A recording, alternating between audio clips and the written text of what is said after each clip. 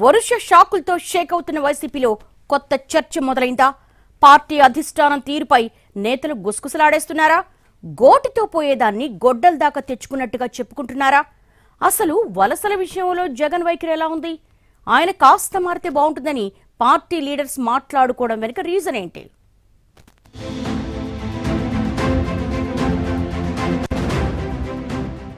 Assembly ఎన్నికల్లో ఘోర పరాజయం కంటే ఎక్కువగా వలసల మీదే ఇప్పుడు వైసీపీలో చర్చ జరుగుతోందట.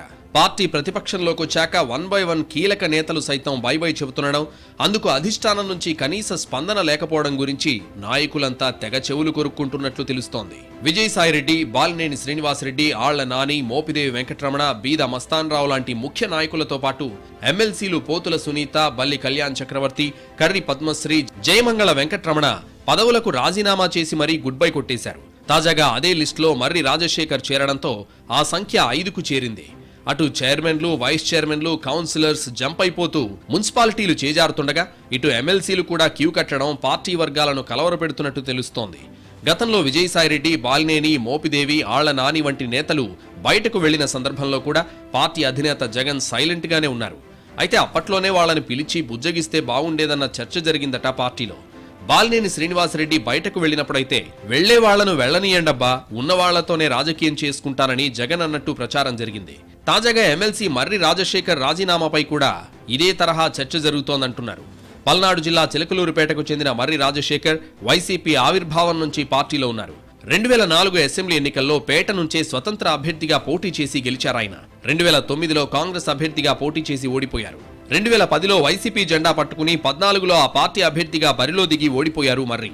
ఆ తర్వాత ఉమ్మడి గుంటూరు జిల్లా వైసీపీ జిల్లా అధ్యక్షుడిగా పనిచేశారు. ఆ తర్వాత మారిపోయిన సమీకరణాలతో 2019 ఎన్నికల్లో చిలకలూరిపేట నుంచి వైసీపీ అభ్యర్థిగా పోటీ చేసి గెలిచారు విడుదల రజని.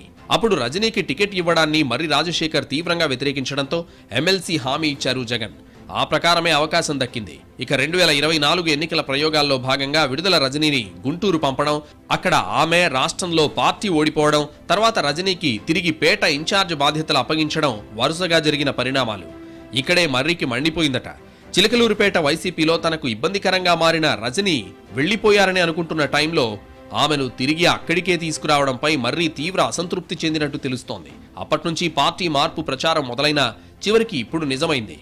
వైసీపీకి రాజీనామా చేసిన మరుసటి రోజే తాను టీడీపీలో చేరుతున్నట్లు ప్రకటించారు రాజశేఖర్. అయితే పార్టీలో మొదట్నుంచి ఉన్న నాయకుడు రాజీనామా చేసినా సరే అధిష్టానం తరపున ఆయన సిబ్బంది ఏంటని అడిగిన వారే లేరంటూ అసెంబ్లీ ఆవరణలో కొందరు వైసీపీ అసంతృప్త ఎమ్మెల్సీలు మాట్లాడుకున్నట్లు సమాచారం. రాజీనామా చేసిన వారితో అధిష్టాన పెద్దలు మాట్లాడరు. కనీసం వాళ్లకు పార్టీలో ఎవరితో సాన్నిహిత్యం ఉందో చూసి మాట్లాడించే ప్రయత్నమూ చేయరు. ఇంట్లో ఒకరు ఇబ్బంది పడుతుంటే ఏమైందని మిగతా వాళ్ళని తెలుసుకుంటాం, పరిష్కరించుకుంటాం. కానీ పార్టీని మన అని భావించే వాళ్లకు కష్టం కలిగి వెళ్లిపోతామంటే కనీసం మాట్లాడించి ఎందుకని అడిగే దిక్కు లేకపోవడం దారుణమని చర్చించుకుంటున్నారట సదరు వైసీపీ ఎమ్మెల్సీలు. అయితే మర్రి రాజశేఖర్ విషయంలో అధిష్టానంతో సంబంధం లేకుండా ఒకరిద్దరు నాయకులు మాట్లాడి చూసినా ఇక ఉండబోనని ఆయన చెప్పినట్టు సమాచారం. విడుదల రజనీ రీఎంట్రీతో పార్టీపై అసంతృప్తిగా ఉన్న మర్రి తన వ్యూహం మార్చుకున్నారట.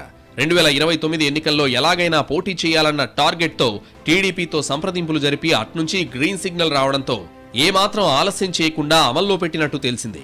ఇక్కడే వైసీపీ అధిష్టానం కూడా తన వాదన వినిపిస్తోందట. మొత్తం క్లారిటీ తెచ్చుకున్నాకే వాళ్లు పార్టీ వదిలి వెళ్తున్నారని, పూర్తిగా డిసైడ్ అయిన వాళ్లను ఆపితే మాత్రం ఆగుతారా అన్నది ఫ్యాన్ పెద్దల క్వశ్చన్ అట.